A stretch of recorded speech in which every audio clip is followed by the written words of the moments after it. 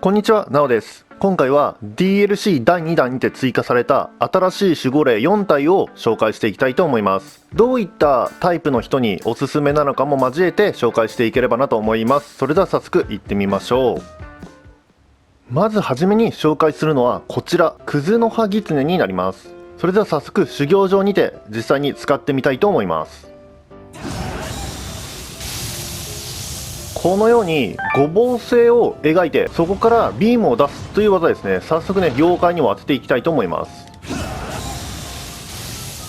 はい、このようにこの光線ですね、なんと陽属性がついております。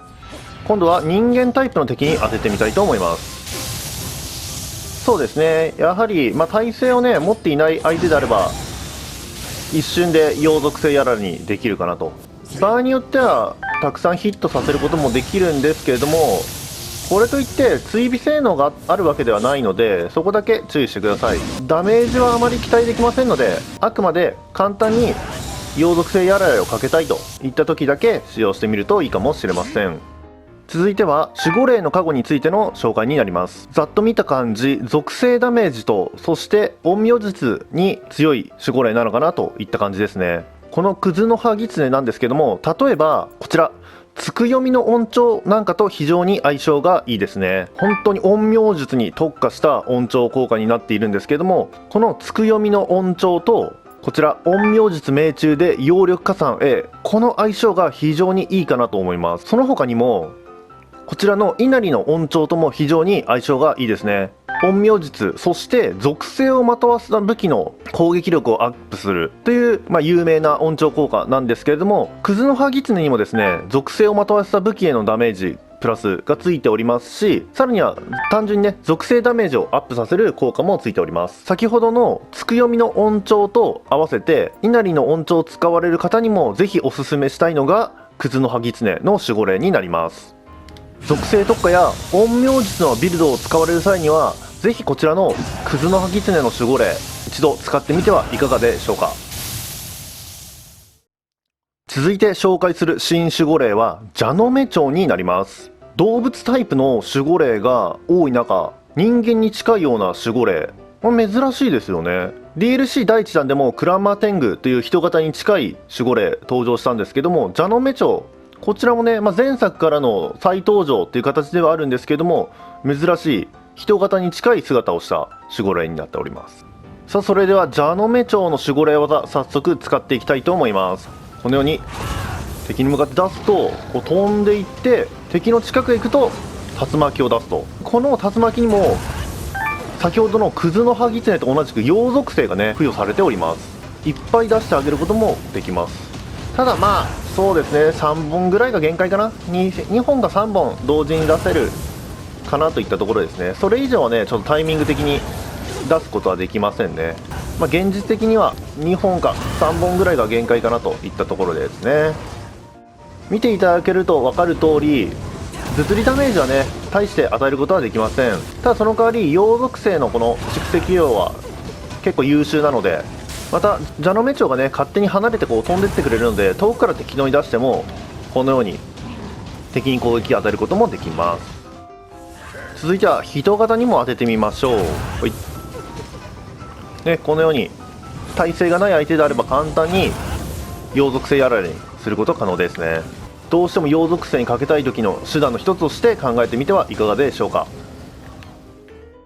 続いて守護霊の過去を見ていきましょう。こちらはね完全に窮地に特化したオプションがついております。気力回復速度窮地、そしてアムリタゲージの自動蓄積窮地、そして攻撃範囲喪失体力率、こちら新しいオプションですね。自身が失っている体力の割合に応じて攻撃力が増加しますと。それでは簡単に攻撃範囲喪失体力率についての検証をしていきたいと思います。現在装備しているのはこちらの刀だけですね。特殊効果には攻撃力に何か反映があるものは一つもついておりません。防具、遠距離武器、小物絵巻についても全て外しております。それでは早速実験していきたいと思います。まずは体力満タンの状態、体力 100% の状態で刀の中段速い攻撃当てていきましょう。283という状態です。次は少し攻撃を食らってみます。体力を減らします。はい、現在の体力が2899。このように体力が減った状態だとどのように変化するのか。301。先ほどよりもダメージ量が上がってますね。そして次はさらに攻撃を食らって体力を減らしてみたいと思います。体力残り26。この状態で攻撃してみます。366。残りの体力がここまで減るとダメージ上昇率も結構上がっております。今回調べたものはあくまで一例になります。毎回これと同じような上昇率になるわけではなく、いろいろな他の特殊効果と合わさって最終的な攻撃倍率が決まりますので、参考程度に留めていただければなと思います。こちらの攻撃範囲喪失体力率 A、確かに攻撃力の上昇は大きいんですけれども、今見ていただいた通り瀕死状態、窮地状態を常に維持していなければならないので、使い勝手としては難しいんじゃないかなと思います。特に前作にあったつくもなんかも今回はありませんので、運用まだ難しいんじゃないかなと思います。それを踏まえた上でおすすめしたい方は、揃え効果三河武士の鏡、一徹物の装備を使われている方なんかには特におすすめですね。窮地になることで攻撃力だったり気力なんかのボーナスがつくといった形です。またこれ以外にも揃え効果七ニャンハック、自分を追い込めば追い込むほど強くなる揃え効果なんですけれども、こちらなんかとも蛇の目町相性はいいんじゃないかなと思います。ピンチになればなるほど輝く蛇の目町の守護霊の加護、気月や一徹といった窮地ビルドを組んでいる方にはぜひおすすめしたい守護霊の一つです。続いて3体目に紹介する新守護霊は王になります。前回の DLC 第1弾では鳳が追加されたんですけども、今度はその相方の王が追加になりました。それでは早速王の守護霊技使っていきたいと思います。まず1回、そして2回と、こちらの守護霊技、このようにね炎が残るんですよ。もう一回やりましょう。はい、まず行く時これねダメージ与えますよね。で戻ってくる時も与えます。そしてその後このようにですね上属性の炎がずっと地面に残り続けます。これがね結構強くて、このねずーっとね敵にほらバババババッと当たり続けるんですよ。敵がそれでこうひるんでくれて、ちょっとしたバリア効果にもなります。しかも上属性ということで妖怪に対してはめっぽう強いです。さっと出せて非常にね使いやすい守護霊技ですね。次はね一応人間にも使ってみましょ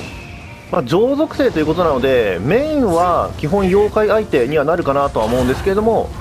結構ね属性のこの蓄積量も多いので、耐性がない相手であれば人間であってもこのように簡単に上属性やられにすることは可能ですね。はい、こんな感じですね。この技もね見ていただいて分かる通り、他の守護霊技と同じくあまり物理ダメージを与えることはできません。上属性にしてあげることができるよと、そういった技だと思ってください。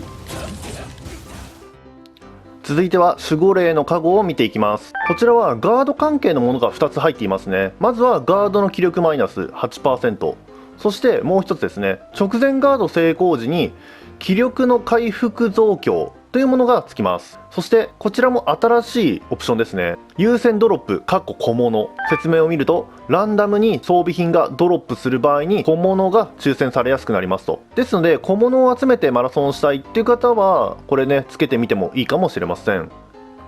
おすすめしたい方はこちら不動明王の音調なんかを使われている方ですね。この不動明王の音調も DLC 第2弾から新しく追加されたものなんですけども、完全にガード重視の揃え効果になっております。直前ガードの成立猶予延長という効果もありますし、ガードの気力もマイナス 30% もしてくれています。さらには直前ガード成功時に体力自動回復の効果なんかもつく守りに特化した音調になってるんですけども、こちらを使う場合なんかにはこの王の守護霊の加護、これがね非常にいい相性になるんじゃないかなと思います。ぜひ不動明王を使われる際にはこちらの王も候補に加えていただければなと思います。さあ今回の動画最後に紹介する守護霊はこちら鳳凰になります。 DLC 第1弾にて追加された鳳と DLC 第2弾にて追加された王がついに合わさって鳳凰の完成です。早速この守護霊紹介していきたいと思います。さあそれでは鳳凰の守護霊技使っていきたいと思います。はい、このように鳳と王がそれぞれ攻撃を仕掛けてくれる妖怪技になっております。早速ね敵にも当てていきましょう。はい、王と鳳のそれぞれの守護霊技を同時に出していることになるので、それはね強いよなというものですね。ただやはりこちらもね、いくら鳳が物理攻撃をしてくれてるとはいえダメージ量はねそこまで多くありません。次は人間にも使ってきます。はい、どうでしょう、結構ね2体で攻撃していることもあって気力削りがね優秀なんじゃないかなと感じてるんですよね。ね、どうでしょう、かなり浄属性やられにするのとプラスしてかなり気力削りもねしてくれるという。今まではね天元クジャクの守護霊技が、最強かなとは思っていたんですけれども、この鳳凰もね非常に守護霊技の中では優秀な部類に入るんじゃないかなと思っております。今後は通常の戦闘にもうまく組み込んでいければなと考えております。次は鳳凰の守護霊の加護について見ていきます。ご覧の通りもう完全に妖怪ぶっ倒して浄属性特化といったオプションになってますね。浄属性の蓄積量も増えるし、浄属性やられの敵への近接ダメージも増える。さらには妖怪からの火ダメも 7% も抑えてくれると、もう至れり尽くせり。そして最後極めつけ凪の息吹、新しいオプションなんですけども、効果は敵に気づかれていない時に体力を自動回復してくれると。それでは簡単にこの新しいオプション凪の息吹について少し調べていきたいと思います。まずはとりあえず敵に攻撃を食らってみましょう。はい、そして敵に気づかれないところまでちょっと逃げます。一旦さあこの辺りまで逃げたらどうでしょう。はい、敵がこちらの動きを今見失いましたね。その途端 HP が428ずつ回復を始めました。私の現在の最大 HP が5351に対して428ずつリジェネ効果、最大体力の約 12.5% ずつこの速度で回復しております。戦薬や養心符の節約になって非常に便利ですね。おすすめしたい方はこちら揃え効果超過の守護を使っている人になります。要は雷光が今回装備していたものになりますね。もうね見ていただいて分かる通り完全にこちらも妖怪をいかにしてぶっ倒すかということを練られて考えられている揃え効果になっております。新しいね秘伝書の武器である小王山のダメージもアップしますし、さらに先ほど鳳凰のオプションにもついていた浄の蓄積、こちらは 15% もアップしております。そして浄属性やられの敵へ攻撃することで容量加算 A もついている非常にね強い揃え効果なんですよね。新しいオプションの太陽戦術なんかもついております。ぜひどの守護霊つけようか迷ってる方はこちらの鳳凰一回試していただければなと思います。いかがだったでしょうか。クズの葉狐、蛇の目蝶、王、そして鳳凰、